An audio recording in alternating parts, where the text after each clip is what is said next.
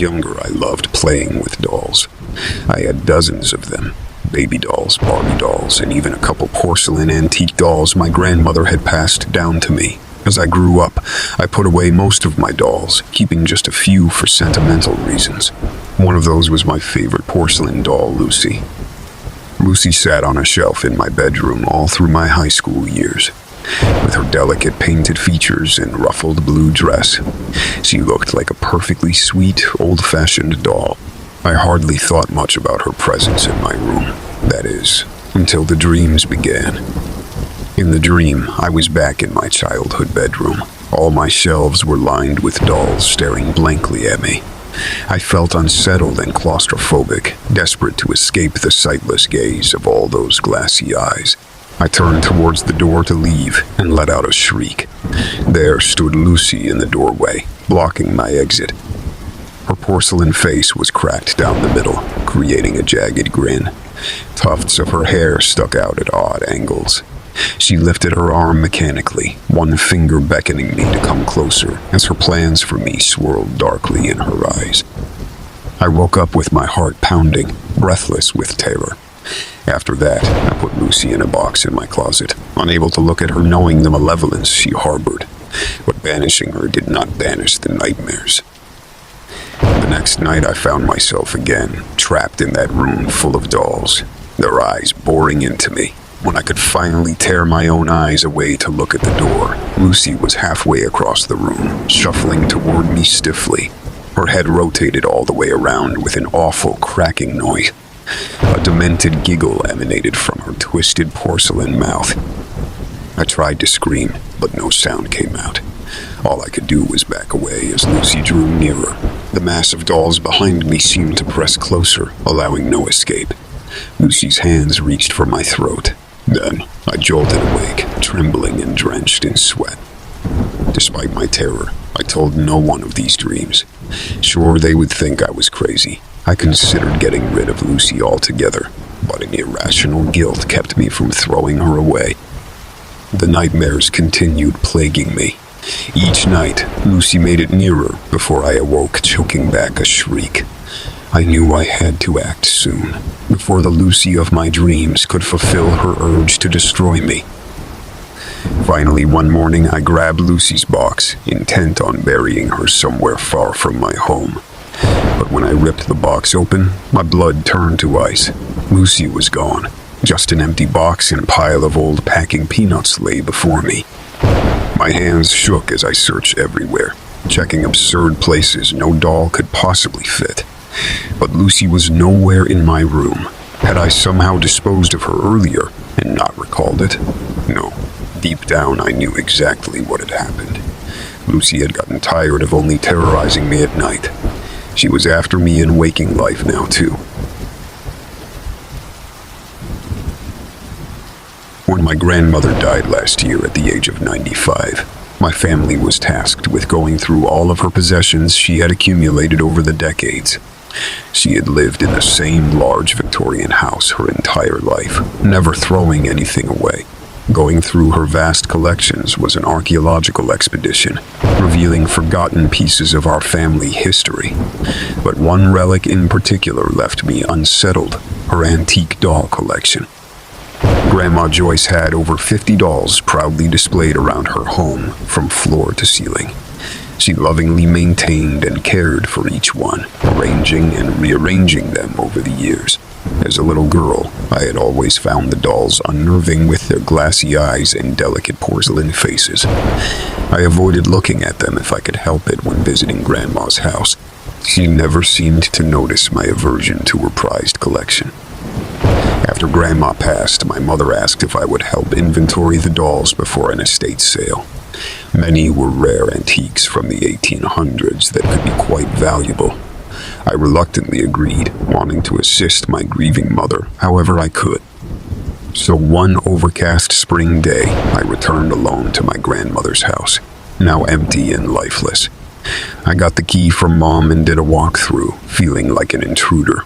Heading upstairs to the room display the main doll collection gave me chills. I slowly inspected each doll, checking fabrication marks and signs of age or damage. My unease grew as time passed in that dim room. I kept glancing back at the door, unable to shake the silly thought that one of the dolls might have moved while my back was turned. Near the end of the row sat one doll that captured my attention. She wore a faded pink silk dress with intricate lace detail. Her face was stunningly realistic with luminous glass eyes and delicate porcelain features. Chestnut ringlets cascaded over her shoulders, each lock meticulously rendered. Something about her beauty and incredibly lifelike quality captivated me. According to the tarnished engraving on her neck, this doll was named Abigail and had been crafted in Paris in 1878. I carefully wrote down Abigail's details, feeling an unexpected sadness at the prospect of her being sold off. She seemed to have an aura about her unlike the other dolls. I finished cataloging and left quickly, heavy with grief and troubled thoughts. Over the next few nights as I tried to sleep, my mind kept returning to that doll, Abigail. I knew it was ridiculous, but I felt guilty just leaving her there all alone in that big empty house once filled with life and laughter. A few days later, I stopped by my grandmother's house again, drawn there for reasons I couldn't explain. I went straight to Abigail, picking her up gently. Her weight felt comfortingly substantial in my hands. I inspected her delicate limbs and the ornate details of her dress. Holding her calmed me and made me feel a deep connection. On impulse, I decided to take Abigail home with me. She would be perfect on the shelf in my bedroom, where I could admire her exquisite artistry up close, just temporarily until the estate sale.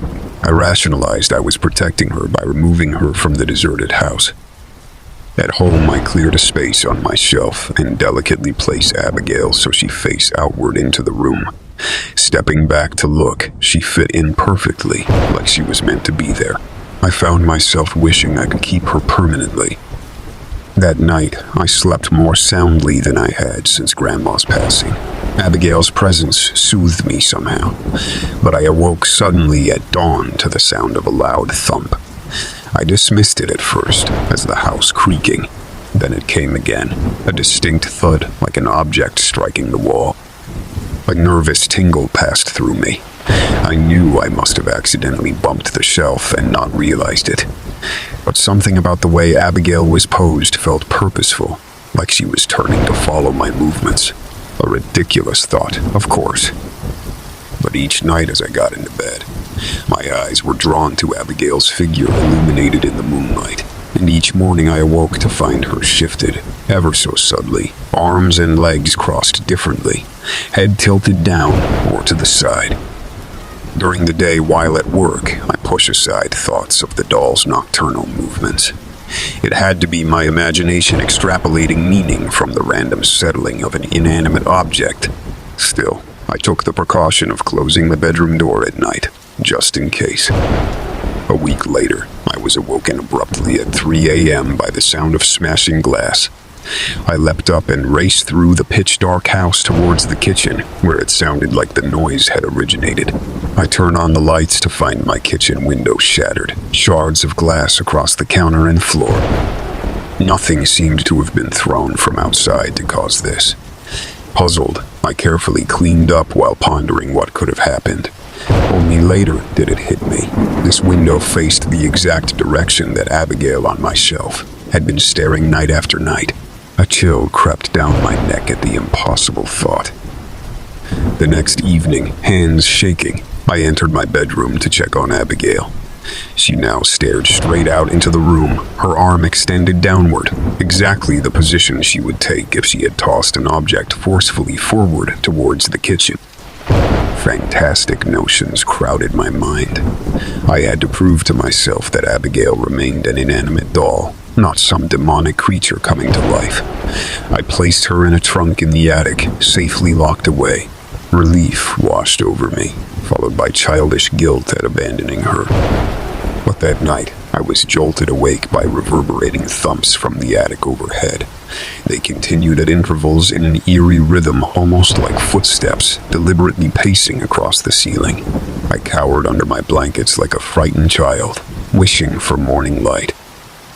The next day, I found Abigail sitting calmly in the otherwise undisturbed attic. Placing her back on the bedroom shelf, an instinct warned she would be pacified if I interacted with her. So each day I carried on one-sided conversations, telling her about my life and family, as if she were a living companion. Her subtle nighttime postural shifts gradually ceased. I knew my mind was likely just ascribing meaning to arbitrary occurrences, but another part of me sensed an intelligence, a spirit within Abigail longing for connection. Whether real or imagined, relating to Abigail brought me comfort and a sense of family continuity. Maybe my grandmother had felt something similar tending to her beloved collection over the decades. The night before the estate sale, I reluctantly said goodbye to Abigail. As I stroked her lustrous curls, my heart swelled with sadness. Placing her gently in a box, I hoped whoever acquired her next would see her not just as an antique, but a special soul deserving of care and respect. We never fully know what forces inhabit the objects around us. Abigail had awakened in me a willingness to believe.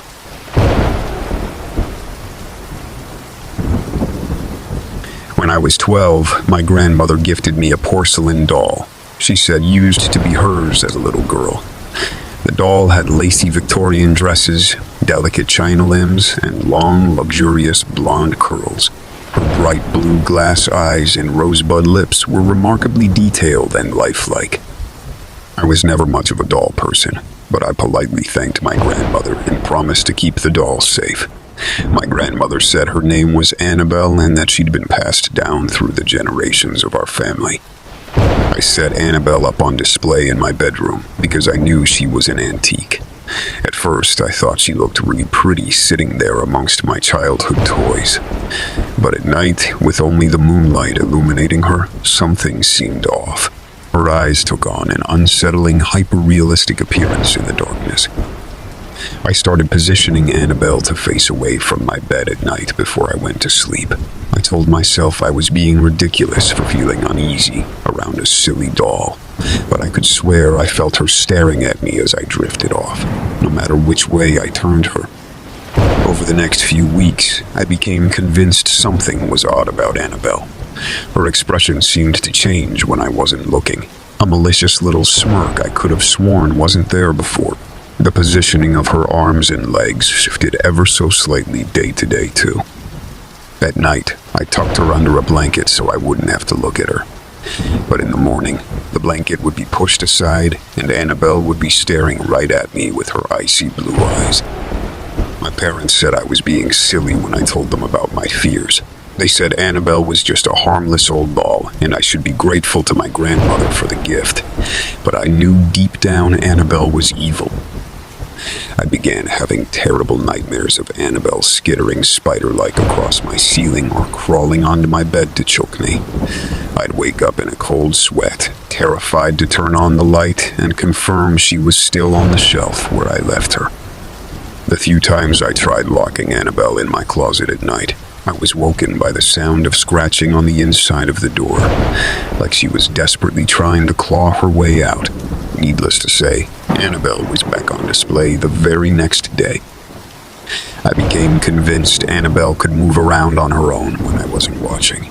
I would leave my bedroom for a minute, only to come back and find Annabelle in a new position.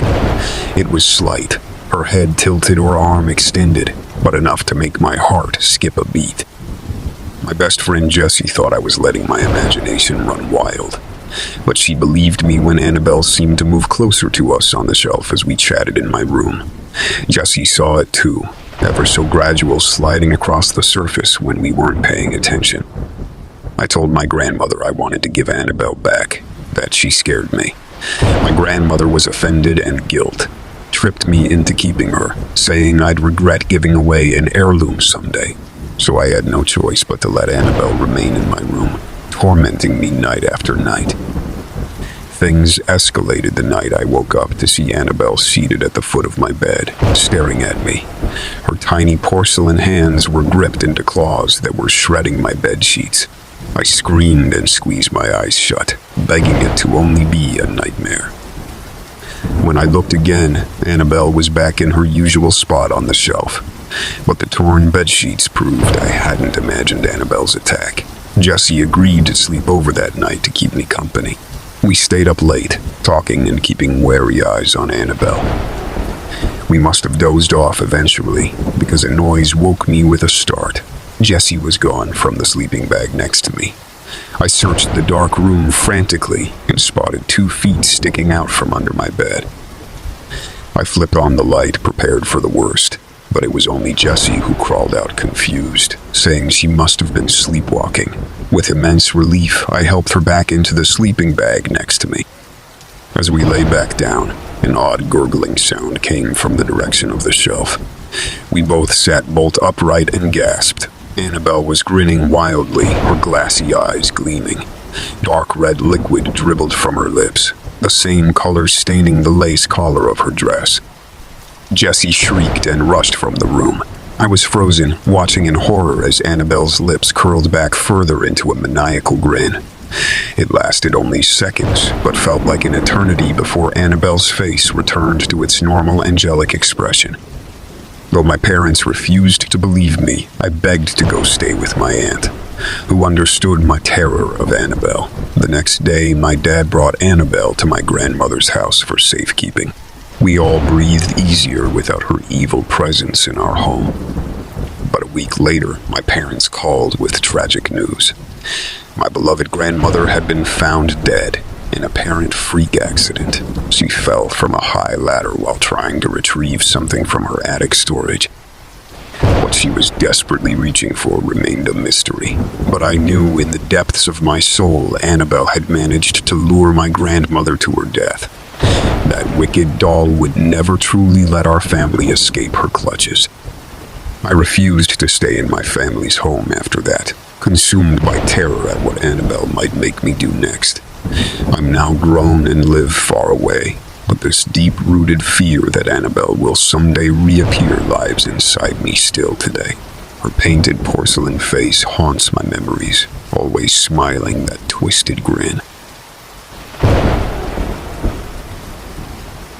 Moving day was finally here. After months of packing, I was eager to start fresh in our new home across the country. My husband Mark and I had meticulously labeled every box, so all that remained was loading up the truck. As I did a final walkthrough, I noticed a box tucked way back on the top closet shelf. Funny, I didn't remember putting anything up there. I dragged over a step stool and hoisted the mystery box down. Peeking inside, I saw a jumble of odds and ends. Nothing that seemed important enough for the move.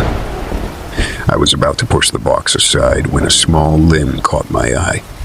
I pulled out an antique porcelain doll tangled among the contents. Her elaborate Victorian dress was faded and dusty, but her delicately painted face was strikingly preserved. As I looked closer, the doll's bright blue eyes seemed to stare back at me with uncanny awareness. I laughed at myself for imagining a toy could look alive. Still, I felt an odd attachment to this forgotten antique, rather than she'd access belongings. I found myself delicate, wrapping the doll to survive the long drive. Hours later, we finally arrived at our new house.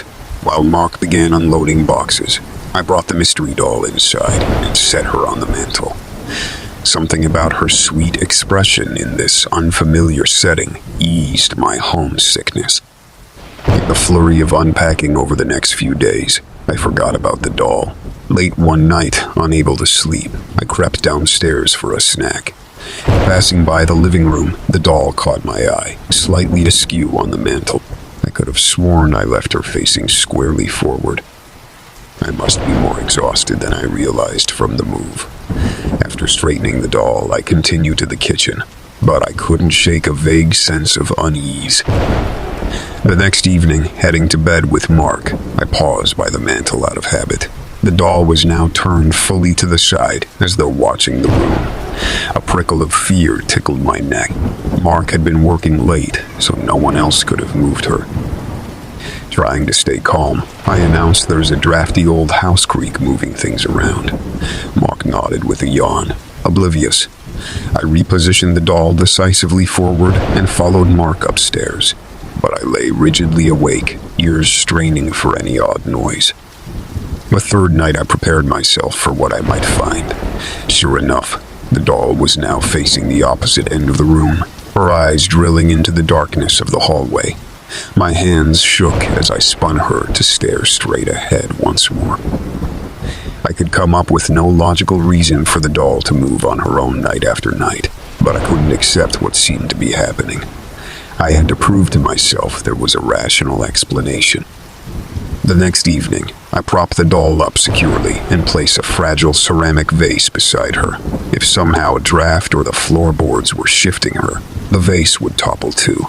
It felt ridiculous, but I had to ease my mind. I even set up my phone to record the mantle overnight. In the morning, I rushed downstairs, heart pounding. The doll was turned fully sideways again, porcelain hands seeming to reach for the undisturbed vase. I frantically scanned the overnight video, rewinding and pausing over and over. Right before dawn, the doll abruptly shifted from her initial position, but the recording showed nothing touching her. Cold realization prickled my skin. This was no draft or creaky floorboard. Somehow, appallingly, the doll herself was changing positions when the house was dark and quiet. I shoved her back into the mystery box, pushing it to the very back of the closet. But I couldn't relax knowing she was still in the house. That night, I dreamed the doll was creeping up the stairs towards our bedroom, reaching out with grasping porcelain fingers. The next morning, I knew what I had to do. I raced to the backyard and hurled the box containing the doll into our trash bin. Heart pounding, I watched the garbage truck trundle down the street collecting the bin and crushing its contents. It was over. Later that week, I opened the closet to find the antique doll sitting front and center on the top shelf. Her head swiveled slowly to fix me with a penetrating gaze. As panic rose in my throat, I caught a glimpse of her small, mocking smile. I immediately drove to the landfill and forced myself to climb amongst the fetid mounds of garbage. After hours of searching, I found her, still pristine and perfect amidst the filth. As I shakily unearthed her, the doll's icy blue eyes seemed to taunt me. That night, I tore her porcelain body into shards, scattering the pieces in trash bins all around town. I tossed her severed head into the river for good measure. Exhausted and trembling, I returned home just wanting oblivion. But as I drifted into restless sleep, I heard faint shuffling footsteps outside the bedroom. Slowly, the door creaked open. In the darkness, I felt the doll's presence surrounding my bed, claw-like fingers reaching for my throat. I awoke drenched in sweat, heart pounding. I sat frozen, listening intently. After several minutes of silence, I tried to calm myself. It was just a nightmare, a manifestation of my stress and fear. I turned over, laughing softly at my foolishness. As my eyes adjusted to the dim dawn light, a small figure at the foot of the bed came into focus. There sat the antique doll, fully intact with a gleeful menace in her staring blue eyes.